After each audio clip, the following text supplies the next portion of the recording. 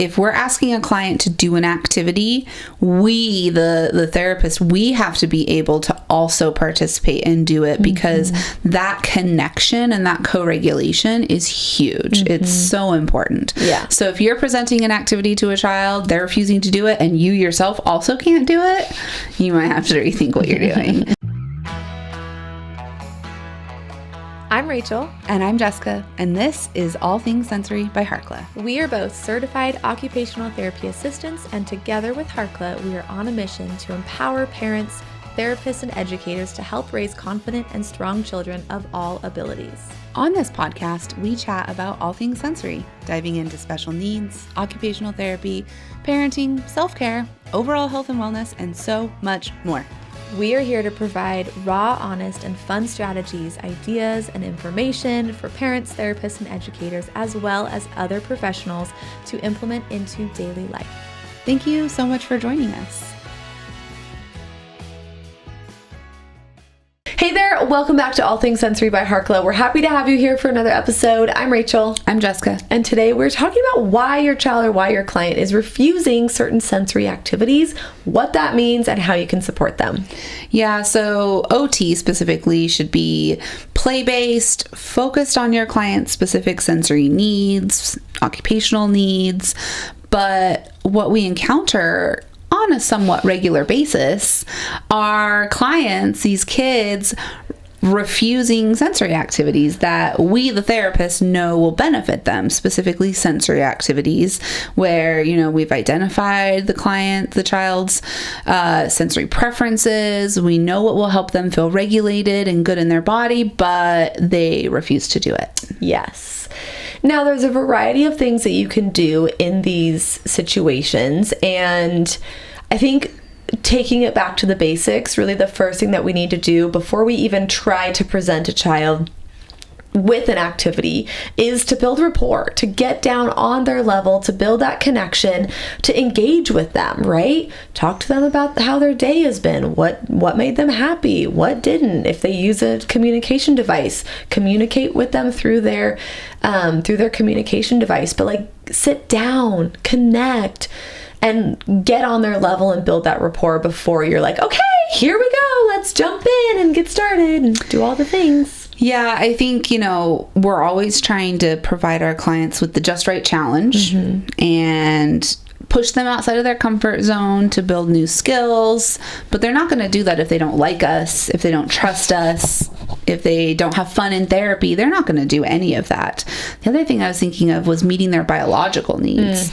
So if a child is hungry or thirsty or needs to use the bathroom, but maybe they don't know how to communicate that or advocate for it, it could look like refusal of sensory activities. Or if they're feeling sick, or they didn't sleep well the night before, or maybe they have an earache because they're getting an ear infection, or, if we've got younger children and they have new teeth coming in, all of these can affect a child's ability to participate in the activities we have for them. Yeah, I've worked with a lot of kids in the past who I just feel like my alarms were going off, and I was like, I just don't feel like this child feels good. Maybe they're upset, they're self-injuring more than normal, or, just self-injuring, period.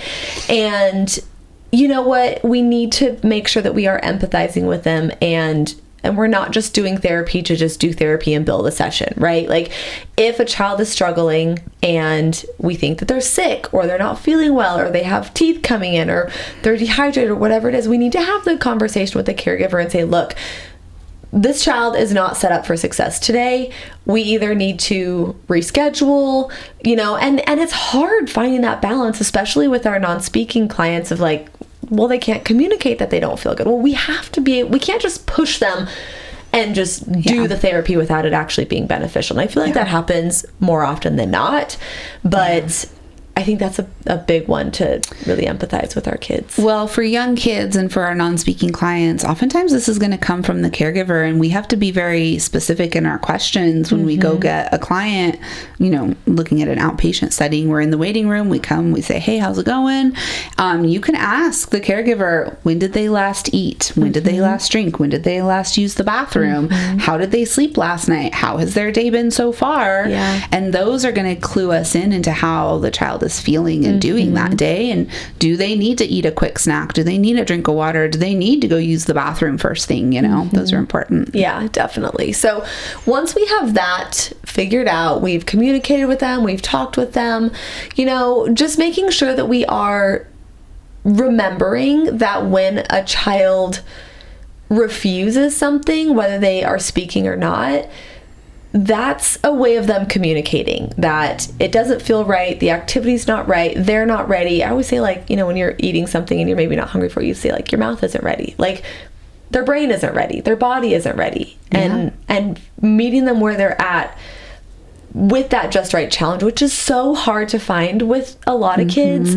But I think once you've worked with kids enough, you can really see that and meet them where they're at without losing them. Sometimes you'll lose them. Sometimes they'll have a meltdown. Sometimes it won't go as planned. I mean, that's just part of therapy. But I think finding that balance is a really important skill of being a therapist. And even if it is a child who is more on the defiant side, more on that behavioral attention seeking side, you know, even when they refuse, it's like we still want to understand why they're refusing the activity. Is it because they perceive the activity is going to be too difficult?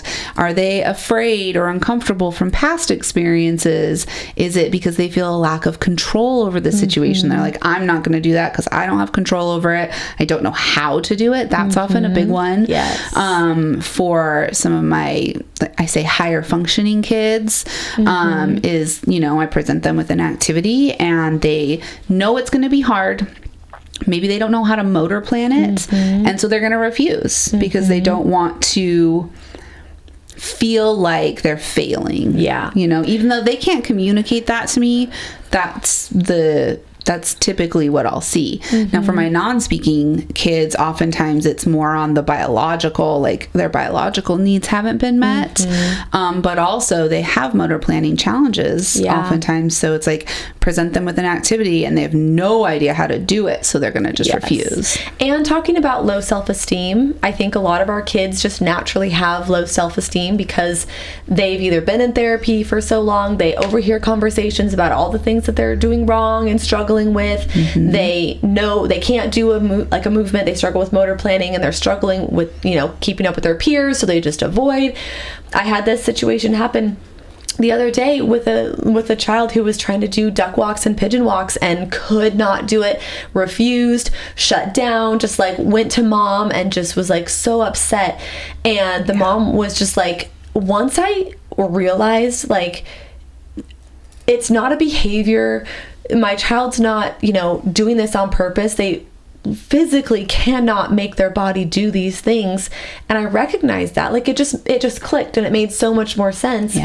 And I'm hoping that, you know, other people, teachers and things like that, can see that as well. Like, they're not doing it. Like, kids will do well if they can. They want to please naturally. So we have to remember that kids are often struggling for a reason, and we have to really build up their self-esteem and meet them where they're at and grade down those activities so they can be successful. Just a quick reminder that our Black Friday Cyber Monday sale starts next week, and this is our biggest sale of the year. So you get 20% off of our sensory products and you get 20% off of our digital courses as well. Plus, we have huge savings of 25% on our curated bundles designed for parents and therapists alike. The sale starts on November 17th. You don't want to miss it. So that goes to our next point, is instead of abandoning the activity, we need to modify it to meet this child's needs. So that might be changing the intensity, changing the duration, changing the context, changing the engagement. So instead of, you know, asking the child to do the activity, we're going to do it first, and we're going to demonstrate and show them how to do it.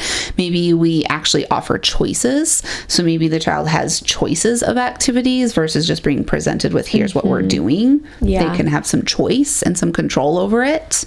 I think all of these things are naturally things that we do without thinking about them in our 11 plus years of experience in therapy. But I think it's helpful to walk these through to maybe a new grad or someone who's just coming to peds to think like, oh, we don't have to like stand there with our arms crossed and be like, no, get down on the floor and do your Superman. You know, like we naturally have a child who pushes back against us or the activities we're doing, and like naturally we get down on the floor with them. We quickly modify. We give them, if we're working on a Superman, we give them a baseball bat to hold, and we roll a ball and we say, okay, hit it back and forth. Like it comes so natural to someone who's been doing it for a while. And so I think it's helpful to kind of run through like what's actually happening in our brains, like this: intensity, duration, context, engagement, and those choices. Like those are things that we just think about. Sure. And so having that clear plan is helpful to see. So an example of changing the intensity, say you have a messy play activity set up. This happens all the time. We set up our messy play activities for our clients who are tactily defensive, right? Mm-hmm. So we set up this messy play activity and the child refuses. They don't want to touch it. They don't want to get messy. So we need to change how that activity is going to be completed. So instead of asking the child to get their hands in it, maybe we give them a spoon or a spatula to get in it. Or if we're practicing writing our letters in the shaving cream, we give them an actual pencil and they can do the pencil in the shaving cream instead of their fingers. Exactly. So they're not getting that messy tactile on their hands, which is causing a refusal. They're still engaging with it, but with a modification. Yes. And then changing the duration, going along with that messy play activity, maybe just having it set up in the clinic area that they're playing near is enough exposure initially. You walk past it, you look at it, you talk about it. Like you said, a drive-by, you do a drive-by and you look at it and you talk about it, and maybe you're smelling the shaving cream and it's just, you're exposing them, but you're not asking them to engage and participate with it yet. Mm-hmm. Yep. Changing the context would be, we'll stick with our shaving cream activity. If your client loves cars, which I work with several clients who their favorite thing are cars, but they don't like the shaving cream. So I'm going to pull out a bucket of cars and we're going to put all of the cars in the shaving cream. And then if the child still is refusing to get in the shaving cream, I'm going to give them a spoon and they're going to scoop the cars out into a bucket of water to clean them. And that's how they're engaging in that activity. Or my brain goes to, making a piece of paper out of shaving cream on the table, taking their clean cars and driving it through, making tracks where they're not necessarily touching it, same with the spoon, but they're still engaging with it, they're smelling it, they're seeing it, they're looking at it. And then eventually, sometimes they'll get curious and they'll start to touch it, or, as the therapist, we just naturally, we just start to put it on our arms and we're just like hanging out next to them, playing with it, touching it, and they're watching us get exposed to it and play with it, and they're like, yes, they get curious. That's huge. If we're asking a client to do an activity, we, the therapist, we have to be able to also participate and do it, because that connection and that co-regulation is huge. It's so important. Yeah. So if you're presenting an activity to a child, they're refusing to do it, and you yourself also can't do it, you might have to rethink what you're doing. But I like your example you just used. I did this recently with a gluing activity, where, using regular school glue and squeezing it out and then gluing something on. And some of the glue got on the kid's fingers and he got upset. And so we wiped it off. And then I intentionally was like, have you ever, because I don't know, did you do this in elementary school? I know exactly what you put the glue on your hand, you spread it out, and then you let it dry, and then you peel it off. Yes. I did that, and he was watching me like I was crazy. But then every couple of seconds, we would look back and be like, hey, is it dry yet? Nope, not dry yet. And then he started touching my hand with the glue, and he's like, oh, not dry yet.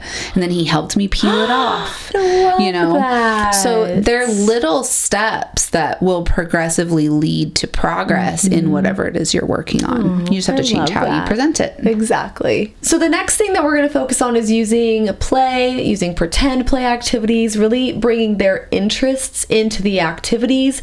If you work with a child who's obsessed with Bluey, maybe you have some Bluey characters and you put the Bluey characters in the swing and you have the child swing the Bluey characters. And then maybe they'll get curious and they'll sit in the swing, or maybe you sit in the swing and then they hold the Bluey characters, they sit on your lap, and you're just sitting, you're not swinging, right? So we're just getting our toes wet, dipping our toes in, but we are leaning in on their interests, and we're kind of giving them the control to experiment with those novel sensory or motor activities of their own. Yes. And then one other thing I've done is have the child bring something from home into the session. So if I've got a child that is refusing constantly, they're not wanting to play with what we have in the clinic, then you talk to the family and say, okay, could you guys bring something next week? I want your child to pick something, pick a toy, pick a game, something that they love, and bring it to our session, and we're going to just play with that. Yeah. And it's going to be very child-led. It's going to be the child bringing in, and they can show me, they can teach me whatever it is they want with what they brought from home. Yeah, I think that's huge too, because I just think about these kids who, if OT is not play-based enough and we're not following their lead and we're not getting them engaged, they're not going to want to come. They're going to push back. They're going to say, no, I'm not. We're not going to see progress. Going to therapy. Like, they have to want to come. They have to be engaged. You've got to get that buy-in from them. And if that means taking a few sessions of, we're actually not working on any of our goals, we are just focusing on building rapport, then that's what we have to do. Yeah. And you can tie that into your goals when you're documenting, but that's a whole nother story. Yeah. The last thing here is just, sometimes we need to allow our kids to say no. Yeah. In a respectful way, Yes. right? Teach them that they can not do an activity. Maybe we're presenting choices, so they're not just completely refusing everything, but we're presenting them as choices, and they can say no to what they don't want in a respectful way without throwing a tantrum, without hitting or getting aggressive, teaching them those expected ways to communicate, no, I don't want that. Yes. It really provides them some control, provides autonomy, and we all say no to things in life. For sure. So we don't want to teach them just pure 100% compliance, because that's not the real world. We want to, build that trust and allow them to say no if they need to say no. And then really focus on those small wins. Sometimes I call them glimmers, or I've heard them called glimmers, where it's like, it's a little win where to the average person, it might actually not look like a huge deal, but it's like something as simple as like, my child allowed me to put the peas on his plate rather than completely refusing to even have them near his other food. So like little positive changes like that mean a lot to us, and they mean a lot to our families as well. So really focusing on documenting those little wins. They'll come in next week to your session, they'll be like, look at all of these glimmers that happened. Like, they're not huge things, but they are making it easier for us to get through our day better, more successfully. Yep. Hopefully this episode was helpful. We say that at the end of every episode. I just realized. I know. Because that's really our goal. We do. If you remember back in 2018 when we started the podcast, we really wanted a place where we could expand on what we were doing in therapy with our clients. And we were struggling because we had a few minutes at the end of our sessions to talk to the parents and say, hey, this is what we were doing, and this is why, and this is like all the things that are going on, but we can only share like a little bit in our few minutes when the kids are running around like crazy animals. Oh, yeah. So if you're a therapist listening to this, share this with your clients, share these episodes with your clients, use this as a resource to continue your education with them wherever you see fit. We've got like 1,000 episodes, I feel like. Basically. We've got lots to choose from. If you enjoyed this episode, make sure you take a screenshot, share it on social media, tag us at All Things Sensory Podcast, leave us a review, make sure you're subscribed. You can watch us on YouTube if you're not already. Yeah. What else? You can watch us on Spotify too. Oh yeah, that's true. Yeah, but we appreciate you being here, and we'll plan on seeing you next week for another episode. Okay, bye. Thank you so much for listening to All Things Sensory by Harkla. If you want more information on anything mentioned in the show, head over to harkla.co/podcast to get the show notes. If you have any follow-up questions, the best place to ask those is in the comments on the show notes, or message us on our Instagram account, which is at Harkla_family or at All Things Sensory Podcast. If you just search Harkla, you'll find us there. Like we mentioned before, our podcast listeners get 10% off their first order at Harkla. Whether it's for one of our digital courses or one of our sensory swings, the discount code SENSORY will get you 10% off. That's SENSORY. Head to harkla.co/sensory to use that discount code right now. We are so excited to work together to help create confident kids all over the world. While we make every effort to share correct information, we're still learning. We will double check all of our facts, but realize that medicine is a constantly changing science and art. One doctor or therapist may have a different way of doing things from another. We are simply presenting our views and opinions on how to address common sensory challenges, health-related difficulties, and what we have found to be beneficial that will be as evidence-based as possible. By listening to this podcast, you agree not to use this podcast as medical advice to treat any medical condition in either yourself or your child. Consult your child's pediatrician or therapist for any medical issues that he or she may be having. This entire disclaimer also applies to any guests or contributors to the podcast. Thanks so much for listening.